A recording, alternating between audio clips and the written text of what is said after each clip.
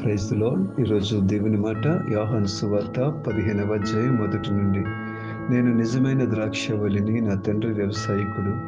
అదేవిధంగా 5వ వచనములో, మీరు నాలో తీగలు, మీరు బహుగా ఫలించుడి అని చెబుతూ ఉన్నాడు. మనము ఆయనతో అంటు కట్టబడిన వారమై బహుగా ఫలించు వారంగా మనం మారాలి. ఆయనతోనే ఐక్యం అవ్వాలి.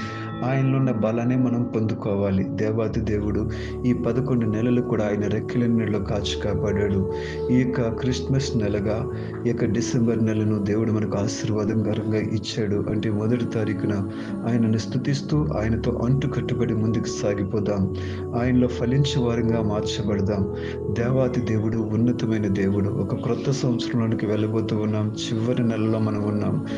మంచిగా ఫలించే వారంగా మార్చబడదాం.